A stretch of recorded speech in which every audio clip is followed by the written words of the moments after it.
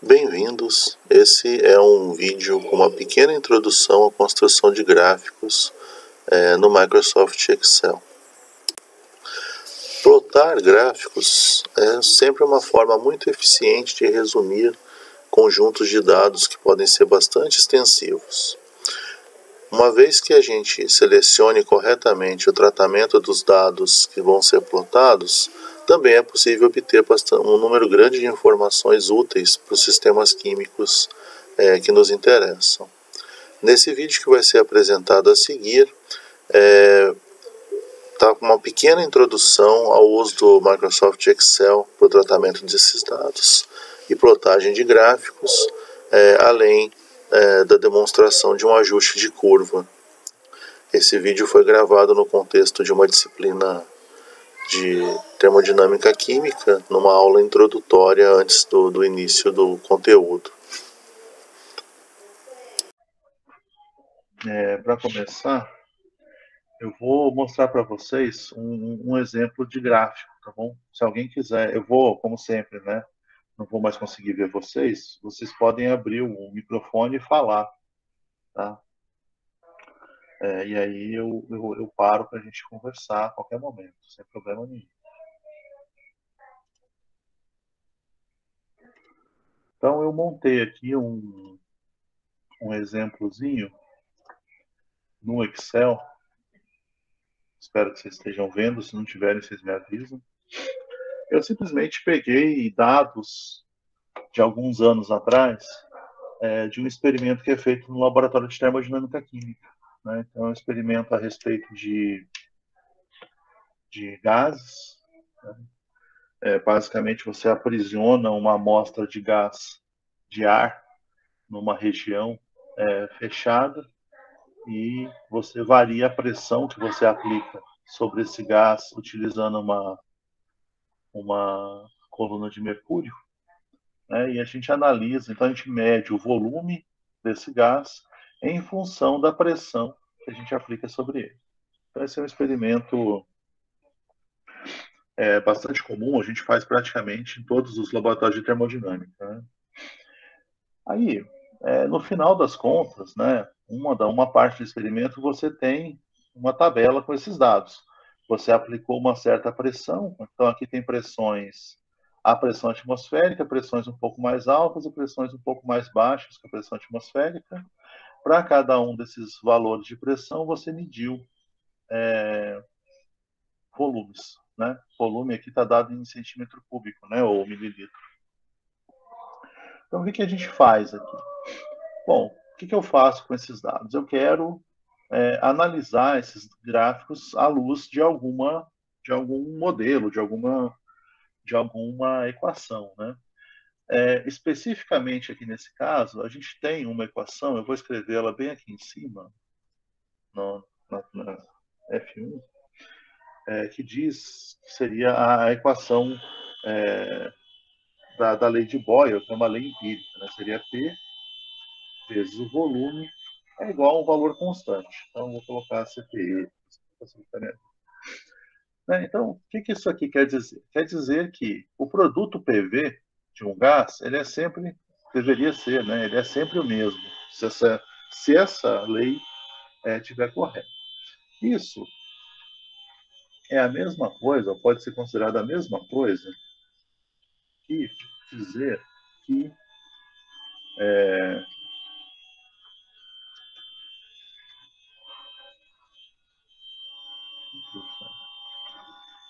quero sair daqui. É que o menos também é entendido como fórmula. Então deixa para lá. Isso é a mesma coisa que dizer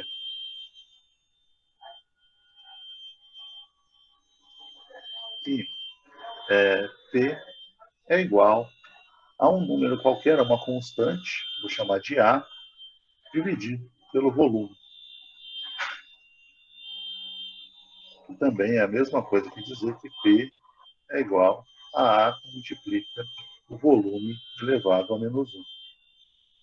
Eu não vou conseguir fazer o elevado na planilha, mas a gente põe aqui um circunflexo para indicar isso. Tá?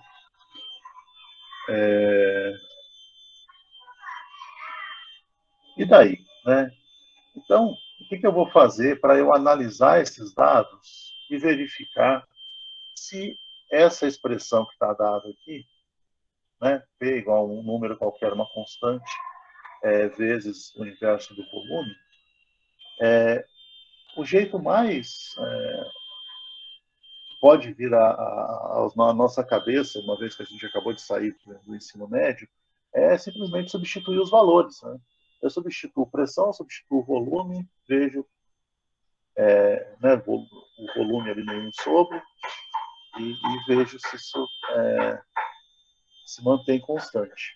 Essa é uma abordagem que, na verdade, não é usada, porque ela não é uma abordagem prática quando você tem, depois, quando você tem dados experimentais. Na verdade, se a gente analisar isso aqui com cuidado e a gente chamar P de x V elevado a menos 1 de y, o que a gente fica aqui no final? Né? Se eu fizer isso aqui, no final das contas, eu fico com y é igual a vezes. Não, vou chamar o P de y, senão o que eu escrevi vai ficar muito estranho. Não vai chamar a atenção porque eu quero. Y, então, é igual a vezes x. Vocês conhecem esse tipo de expressão aqui?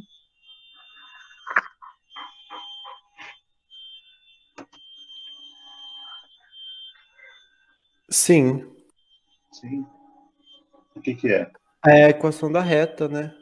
É a equação de uma reta. Então, eu posso usar isso que vocês falaram agora. Desculpa, eu não sei quem que é, porque eu não estou vendo vocês, tá? Não sei quem falou, foi o Breno? Isso. Tá. Então, a gente pode pegar isso que o Breno afirmou aí para gente e pensar, puxa, então o que eu vou fazer com isso? Eu vou verificar se uma reta descreve bem os meus dados experimentais. E é isso que eu vou usar para dizer se esse modelo que eu estou colocando aqui é bom para descrever os meus dados. Mas para isso eu não posso usar o volume do jeito que eu medi, eu tenho que usar 1 sobre o volume, para ele ser o meu x aqui na reta. Né? Então eu vou, ao invés de. Tem duas abordagens também. Posso pegar uma calculadora e ir fazendo 1 sobre o volume. Né? A outra possibilidade é eu pedir para o Excel, né? Mandar o Excel fazer isso para mim. Então eu vou fazer sobre, bom, 1 sobre esse primeiro volume, para relacionar com essa pressão. Depois 1 sobre o outro, para relacionar com a pressão. Então 1 sobre esse primeiro volume. Ele aparece aqui, depois é só puxar para cá, que ele vai fazer isso para todas. Esse aqui já é o inverso do volume, né? Que a gente tem, que a gente mediu. Agora, o Excel ele sempre faz isso. O dado que está à esquerda é o eixo X e o dado que está à direita é o eixo Y. Eu vou fazer agora um gráfico com esses valores. Tá? Então, eu vou, uma vez selecionados aqui os dados, não vale a pena selecionar a coluna, porque sempre dá problema. Então, selecionados aqui os dados, eu vou escolher aqui um gráfico de dispersão. Né? Só que esse gráfico, do jeito que ele sai, assim, se eu tiver com muita pressa, né, ele sempre começa no 0, 0. E todos os pontos ficam aqui presos num canto do gráfico. Então, antes de eu fazer a análise, eu vou dar uma melhorada nisso. Eu vou formatar o eixo, eu quero que lá pelo 0,42, mais ou menos, deve melhorar bastante a visualização do eixo X. Até 0,43, né? Depois eu vou mudar de eixo, só clicar no próprio eixo, ele já vai ajudar a gente. Também não quero começar na pressão séria, vou começar aqui em torno de 550. Já vai ficar razoável. A visualização gráfica ficou um pouquinho mais agradável, né? Tem várias coisas que eu gosto, mas aí eu vou mostrando para vocês depois. É uma questão de costume, né, eu faço sempre algumas alterações, mas dá para fazer isso via modelo. Tá? E aí, agora eu já tenho alguma coisa aqui, eu não quero esse modelo, eu quero um modelo que me permita escrever o título, né? Eu preciso colocar aqui as unidades do meu gráfico, eu vou diminuir ele um pouco para a gente poder ver tudo ao mesmo tempo.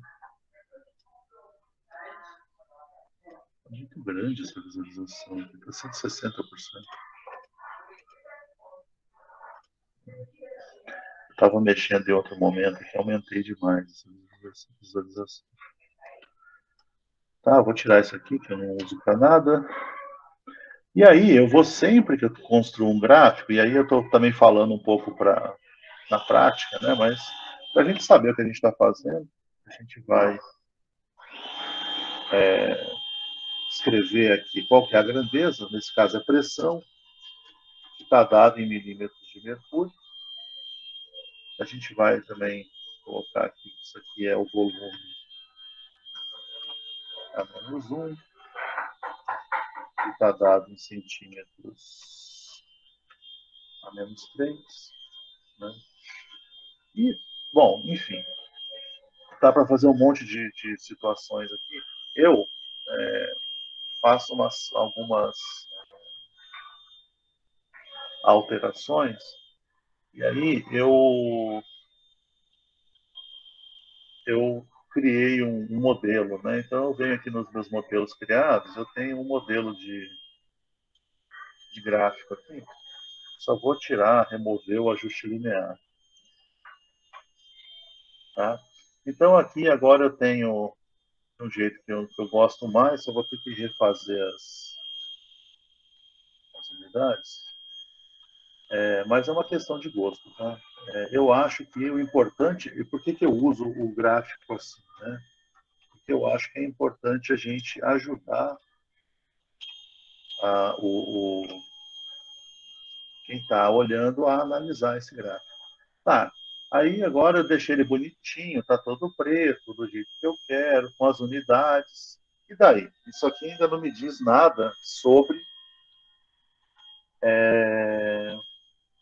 a qualidade do modelo para descrever esses dados experimentais, que é sempre isso que interessa. Né? O experimento está aqui e é o experimento que é a verdade, vamos dizer assim, o mais próximo da verdade que a gente pode chegar. A gente precisa.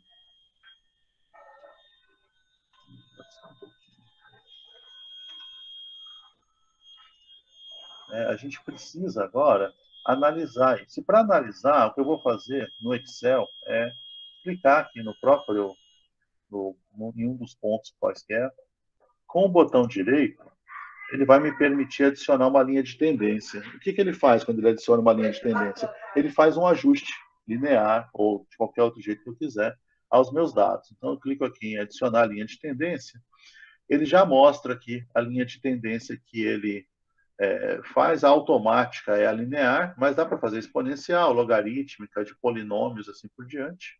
Né? O que é importante para a gente, de verdade? A gente precisa da equação do gráfico, ele permite, então aqui nessa opção aqui à direita, ele permite fazer isso, e aqui ele permite exibir o valor de R quadrado no gráfico. Alguém sabe o que é o R quadrado?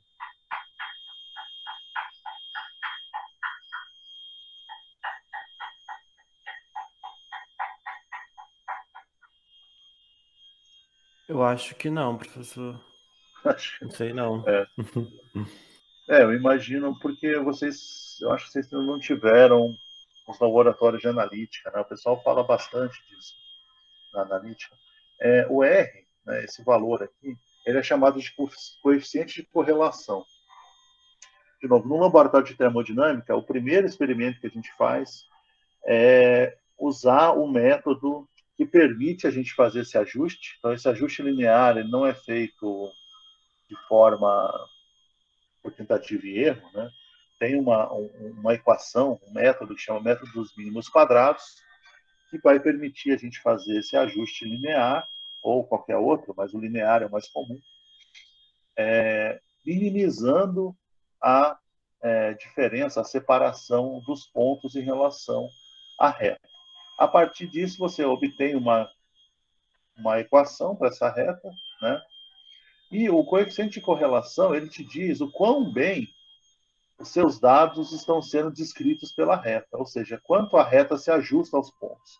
Quando o r quadrado, o ao quadrado aqui é porque se a reta tiver inclinação negativa, o r fica negativo. O r ao quadrado não, né? Ele é sempre positivo. Então, o r ao quadrado aqui, quanto mais perto de 1 ele tiver, melhor é o seu ajuste. Então, aqui a gente está com r quadrado de 0,996. É um ajuste bastante bom. Bastante bom. Né? Se fosse 0,999, seria melhor ainda. Se fosse 1, e aí o ajuste 1 é praticamente inexistente, quer dizer que a gente teria um ajuste perfeito entre os dados e a reta que a gente ajustou. Né? Tá, então a gente tem aqui um r quadrado de valor bastante alto e a gente tem uma equação dessa reta. Né? Só que aqui o y é pressão, né? E o x é volume, é o inverso do volume. Tá? Aí agora, bom, aí depende do que eu quero, né? Por exemplo, em princípio isso aqui deveria dar zero, não dá zero, por enfim, vários motivos. Né, o coeficiente linear, esse é o coeficiente que não tem a incógnita, né, que não tem o V. Então, o coeficiente linear aqui seria previsto como zero, mas ele está um valor relativamente baixo. Por outro lado, a gente tem agora um valor do coeficiente angular. E se a gente analisar, vou colocar aqui do lado, se a gente analisar agora a nossa equação de reta, que está dada aqui, em função do que a gente ajustou, né? A nossa equação de reta também pode ser pensada como está dada aqui, né? Quer dizer que esse valor aqui, quase 16 mil, né? Praticamente 16 mil, ele é essa constante aqui do produto PV.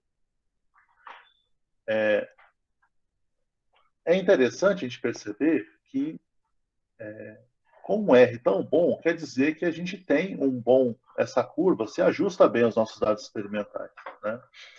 Então a gente teve agora a gente fez a análise desses dados simplesmente fazendo o gráfico e ajustando uma curva linear, né, para os nossos dados. Vocês vão perceber que esse tipo de operação ele é muito comum ao longo do nosso curso todo, né, e ao longo da análise de dados também, quando vocês forem para o laboratório. O que a gente fez? Né? A gente partiu de dados experimentais, que são a coluna que é a primeira e a terceira coluna, analisou uma equação que correlaciona essas duas grandezas, pressão e volume para um gás. No caso, a gente está considerando esse gás como ideal, né, para ter uma equação tão simples. Analisou como que a gente poderia transformar esses dados para que a gente tivesse uma relação linear. No caso, a gente tinha que simplesmente fazer o inverso do volume. Fizemos isso usando o programa de planilhas, né? O programa fez tudo para a gente, inclusive a conta de um sobre V, né? Elaboramos um gráfico, né? A gente plotou um gráfico. O verbo plotar já está no Aurélio, né? No dicionário, vocês podem procurar. A gente fez esse ajuste aqui, colocou o gráfico de uma forma de boa visualização, e depois a gente ajustou usando o método dos mínimos quadrados, mas de forma automatizada, né, usando o próprio programa. A gente ajustou uma equação de reta e viu que o nosso ajuste linear está muito bom. Certo? Com isso, eu resolvo, com esse tipo de procedimento, eu resolvo praticamente todos os problemas que envolvem gráficos no nosso curso. Certo? A partir dessa transformação e da análise das equações de reta e tudo mais, vocês vão perceber que os problemas que pedem esse tipo de procedimento, vocês podem seguir sempre esse tipo de protocolo, vamos dizer assim, para lidar com os dados experimentais que são dados, que estão presentes lá. Isso vale também para o laboratório. Então, quando você for para o laboratório, se você souber a expressão que você precisa, analisar se ela descreve os seus dados experimentais. Você vai descobrir quais são as transformações dos dados que você precisa fazer, e se você souber essas transformações, a partir delas você faz o gráfico que precisa, faz os ajustes de curva que forem relevantes e conseguem. Esperamos que esse vídeo tenha sido útil para aumentar o conhecimento técnico no tratamento de dados. E lembramos que essa introdução, a discussão que foi feita aqui foi muito introdutória, de forma prática, para que com um pouco de trabalho a partir desse momento seja possível explorar um número maior de funções do software, né, e desse tipo de tratamento. Eu também, no vídeo, foi apresentado um pouco sobre a formatação do gráfico, o que é relevante porque ter dados em um gráfico que tenha um bom ajuste facilita as discussões, né? Muito obrigado por assistir.